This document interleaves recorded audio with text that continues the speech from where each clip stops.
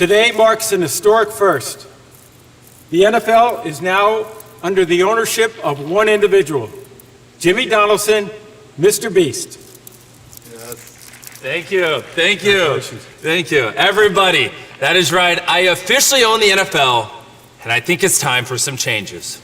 So, for my very first change, we are going to be changing the rosters from 53 players to 54 and giving that new roster spot to a YouTuber. No. What if I told you the NFL isn't run by billionaires anymore, but by YouTubers? Sounds insane, right? But that's exactly what just happened when Jimmy Donaldson, better known as MrBeast, stood at a podium, smiled at the cameras, and said 5 words that shook sports forever. I officially own the NFL. This wasn't clickbait, it wasn't satire. This was the collision of 2 unstoppable forces. The NFL, a 100-year-old institution woven into America's DNA, and YouTube, a digital platform that thrives on chaos, challenges, and clicks. One built its legacy on tradition and discipline, the other thrives on algorithms and disruption. When they collided, the result wasn't just sports or content, it was both and neither. And before we get into the wild fallout, make sure to subscribe before MrBeast trades me to the Browns. Jimmy, we can't. Well, I already did. Jimmy, we got the Cowboys! There's only one spot. All right, boys. First one to pop the balloon makes it on the team. In 3, 2, 1.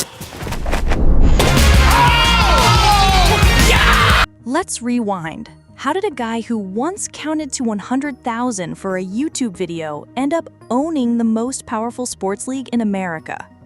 Jimmy Donaldson's story is practically folklore at this point. From uploading low-budget stunts in his bedroom to becoming the most-watched creator in the world, his rise wasn't luck, it was obsession. He poured his entire life into mastering the YouTube algorithm, reinvesting every dollar back into bigger videos, crazier stunts, and larger giveaways. By 2025, his empire wasn't just videos. It was restaurants, chocolate bars, clothing lines, charities, and sponsorship deals so massive that companies literally begged for 5 seconds of exposure. He gave away Lamborghinis like other creators give away merch. He casually dropped $3 million on recreating Squid Game. The numbers tell the story.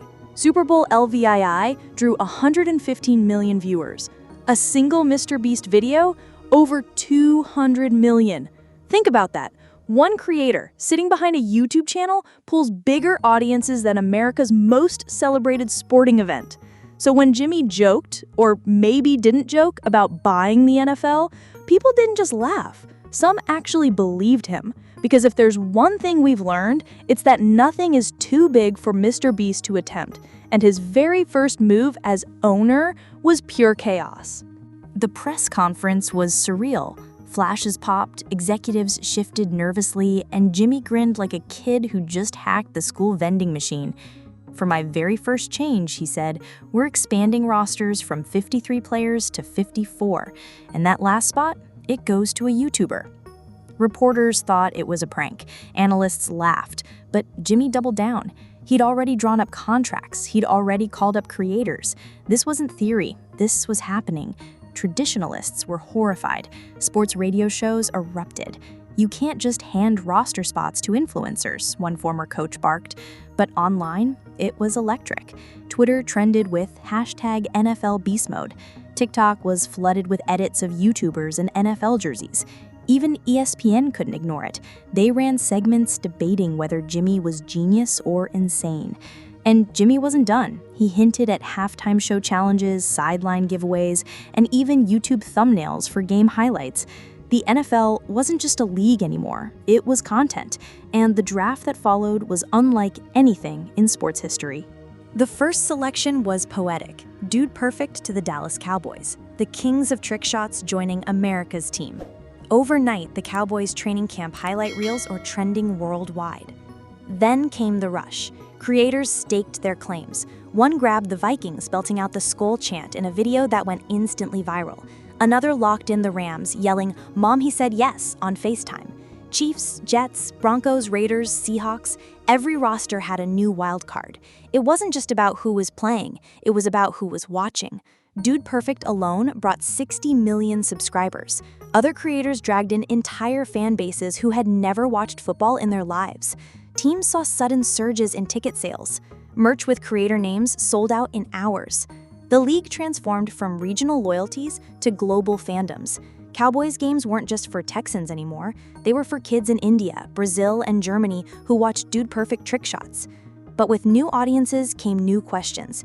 What happens when parasocial YouTube fans clash with die-hard sports fans? Would stadiums be filled with screaming teens holding "subscribe" signs instead of jerseys? The hype was fun, but then training camp began.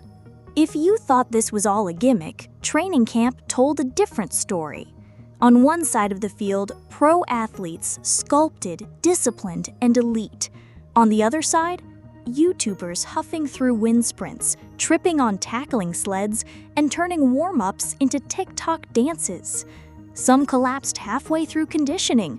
Others couldn't hold on to the ball for more than 3 seconds. But a handful, shockingly impressive.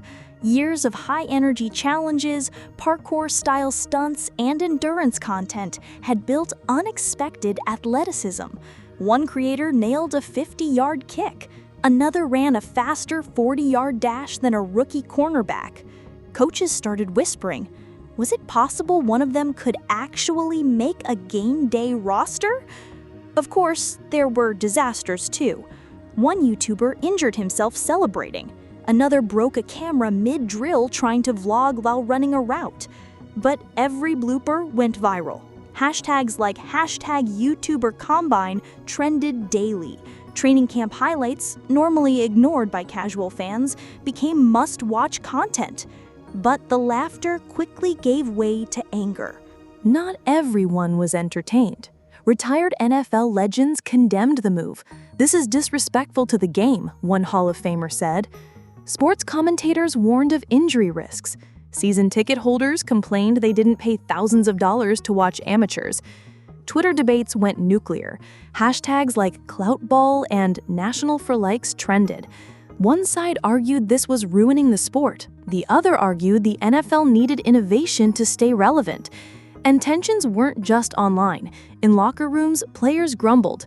Why should they risk millions in contract money lining up next to someone who made their career screaming into a camera? Some demanded waivers to avoid liability. Others openly mocked the experiment. Meanwhile, advertisers were torn. Some fled, fearing brand damage. Others doubled down, eager to reach new, younger audiences. But Jimmy, he thrived. Controversy was gasoline, and his machine ran on fire. And then he made the NFL even more viral. Here's the thing. The NFL had a problem. Ratings among younger viewers were slipping. Gen Z didn't sit through 4-hour games. They wanted highlights, memes, and chaos. Enter MrBeast. Halftime wasn't a marching band anymore. It was obstacle courses, last-to-leave challenges, and trick shot competitions. Fans in the stands won Teslas, stacks of cash, even golden footballs. Stadiums became part sporting event, part game show. Every match had viral clips engineered for TikTok. Highlight reels looked like YouTube thumbnails. And the results? Explosive. Streams shattered records. Teenagers who had never cared about football tuned in. Merch sales skyrocketed. Even international markets, places that barely touched football, jumped in. The NFL was suddenly trending worldwide every weekend. Critics called it a circus, but the numbers didn't lie. The NFL had never been hotter, but the real question was, could this actually last? What started as chaos began to look like a blueprint. If MrBeast could make the NFL trend again, what stopped other leagues from copying? Imagine creators drafted into the NBA, filming vlogs courtside.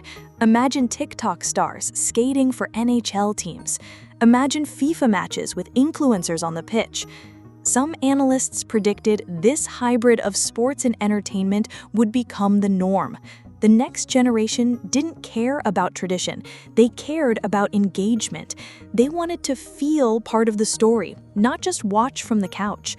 Others warned it would destroy the purity of competition, that once sports became content, the line between athlete and entertainer would vanish forever. But one truth was undeniable. MrBeast proved that attention was the most valuable currency on Earth, and he had more of it than anyone. Which brings us to the biggest spectacle of all. The ultimate test wasn't preseason or training camp, it was the Super Bowl. Under Jimmy's ownership, halftime wasn't just a concert, it was a video. Fans speculated on what he'd do: $1 million giveaway, a massive stunt, a recreated Squid Game on the 50-yard line. When the day came, it was all of the above. YouTubers rappelled from the roof, fans competed in a giant obstacle course. The halftime trophy was literally dipped in gold. And then Jimmy gave away 100 cars to random fans in the stands. It was absurd. It was over the top. But it was also the most watched Super Bowl in history. And the ripple effects didn't stop there. The money side told its own story. Ticket demand surged, merch with creator names outsold veteran jerseys. Sponsors lined up, paying more for YouTube integrations than traditional ads. But there were problems.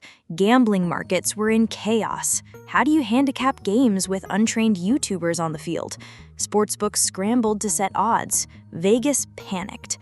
And behind the scenes, the NFL Players Association raised alarms. Contracts needed rewriting. Injury clauses had to change. The collective bargaining agreement was suddenly outdated. Still, the league couldn't deny the profits. For every critic calling it a circus, there were 10 accountants smiling at the balance sheet, and cities themselves started reacting. In Dallas, fans embraced Dude Perfect, lining up outside training camp just to watch trick shots.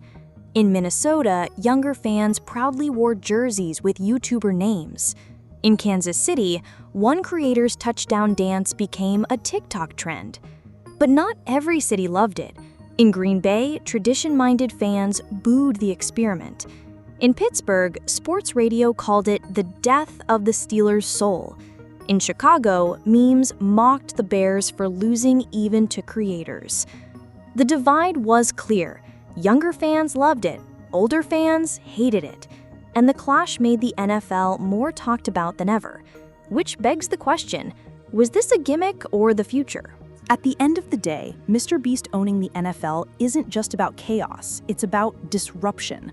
A single creator proved he could hijack the most powerful sports league in America, turn it upside down, and make it trend harder than ever.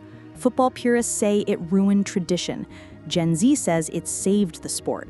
But one thing is certain, this experiment showed us that attention, not legacy, is the true foundation of modern entertainment. So now the question is yours. Would you want to see YouTubers drafted to your favorite team? Or do you think this would destroy the game forever?